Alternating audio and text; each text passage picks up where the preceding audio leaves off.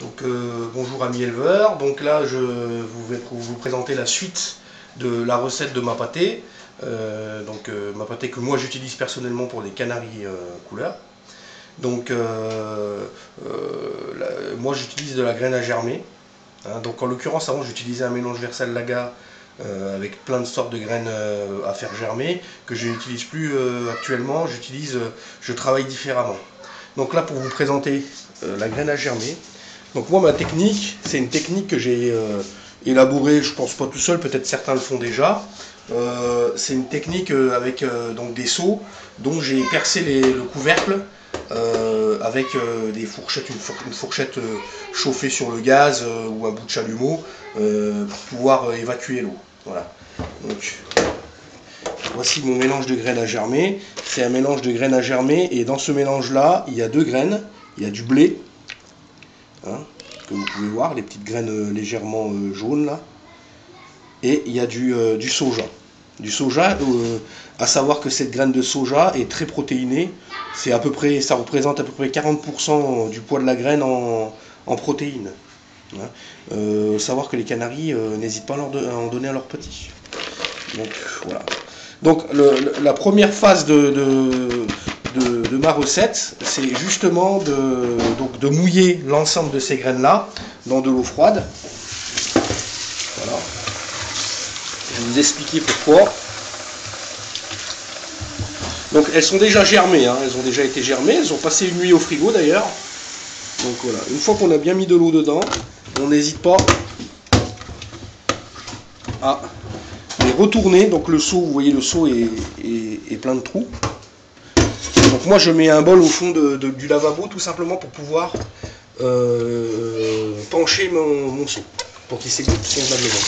Et là je retourne mon seau. Et je pose comme ça. Donc là on va le laisser comme ça un petit moment et on va continuer notre recette.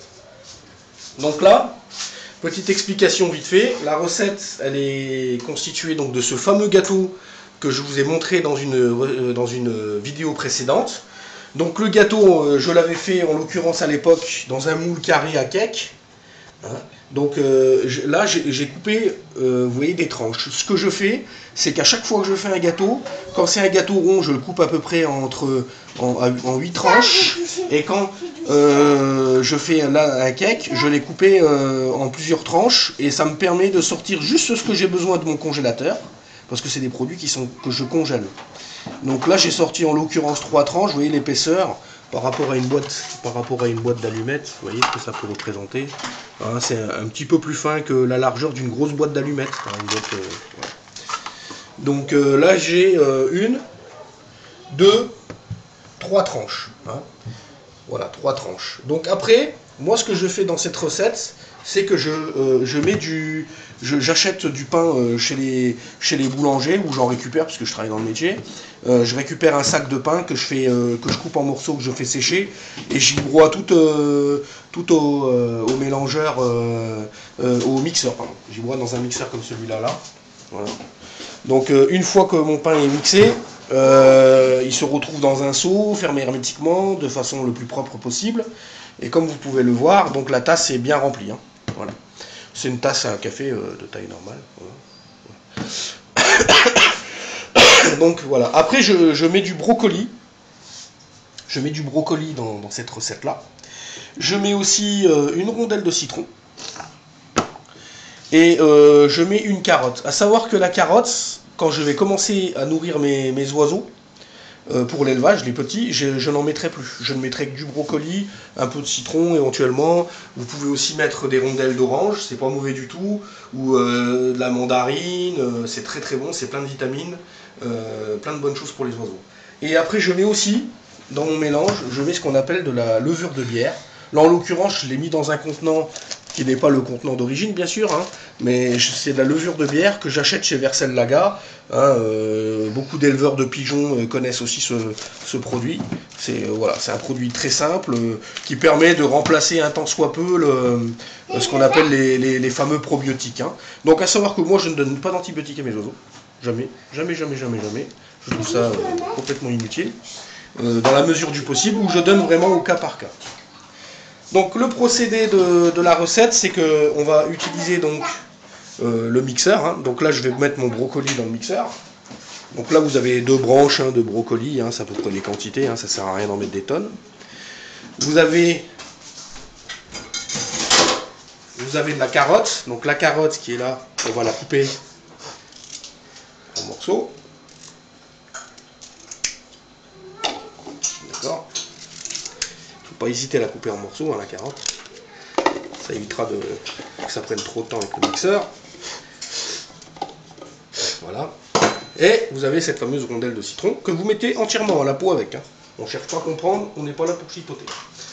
Donc après, je vais mettre mon couvercle et je vais allumer le véhicule.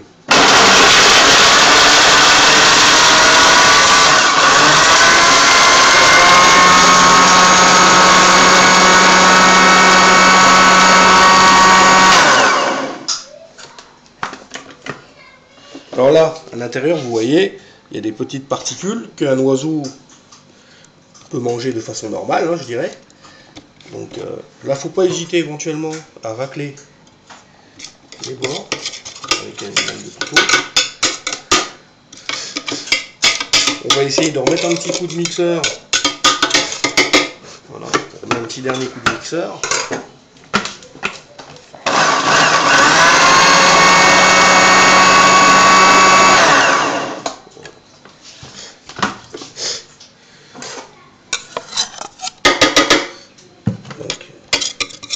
Vous voyez, hein, il y a des petites...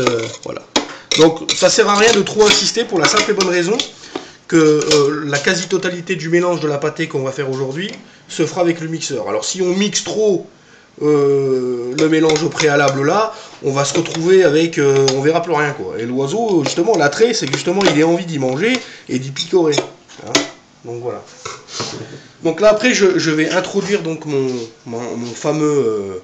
ma chapelure, hein, c'est de la chapelure de pain au final. Donc j'introduis ma chapelure à l'intérieur. Et là je vais procéder au mélange.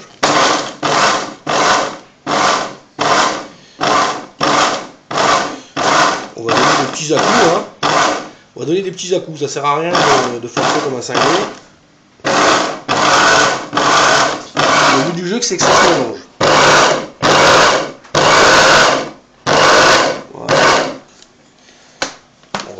On va regarder un petit peu ce que ça raconte. Donc là, ça sent fortement la carotte, hein, ça sent la fraîcheur, le citron aussi est présent. Donc,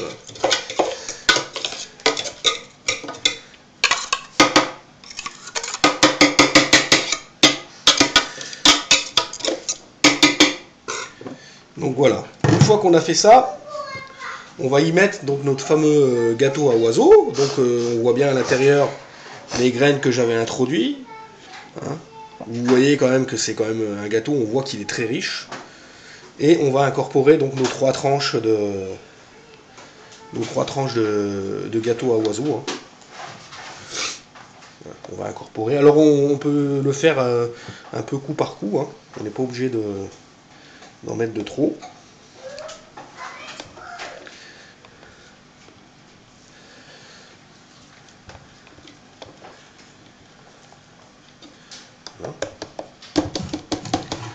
Donc là, on va reprocéder donc.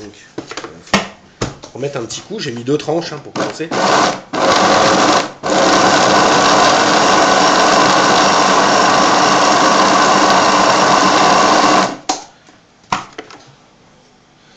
Voilà.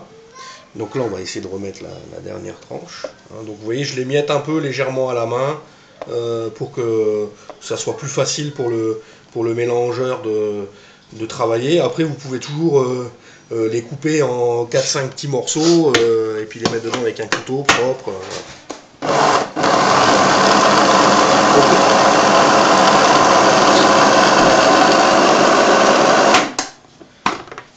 Voilà.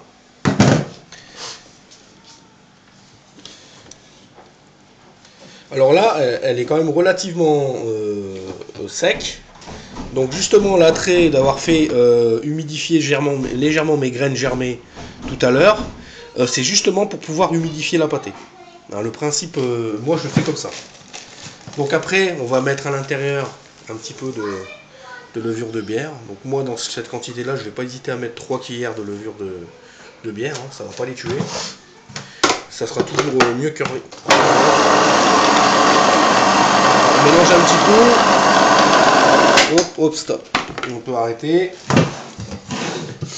Donc après cet ensemble qu'on a fait là sur ce petit mélangeur, on va y mettre dans un cul de poule ou dans un saladier, peu importe.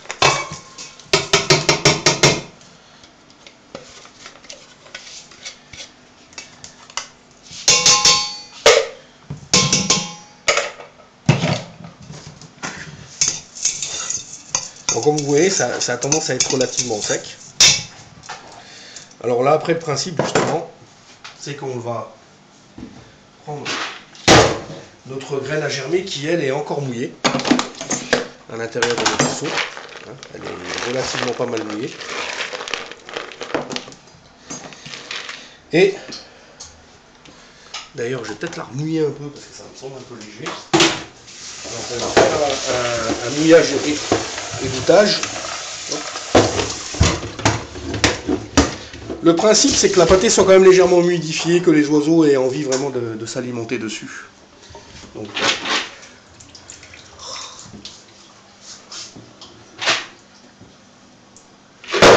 voilà. Alors pour doser à peu près les graines à germer, ce que je vais faire, moi je le fais avec un pot de yaourt vide, hein, que vous connaissez déjà sur la recette précédente, je l'ai utilisé. Donc là on va procéder un peu de la même façon. Donc là les graines sont suffisamment mouillées. Donc là on va mettre deux pots. J'avoue que j'ai quand même tendance à le faire à l'œil, hein, moi habituellement. Donc là pour vous montrer, je procède avec des pots.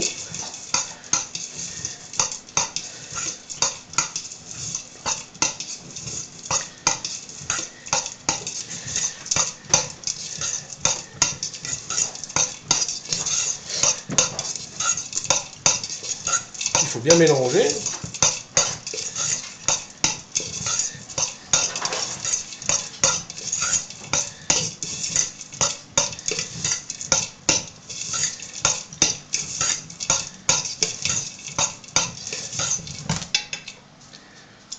On sent qu'elle s'est légèrement humidifiée. Hein.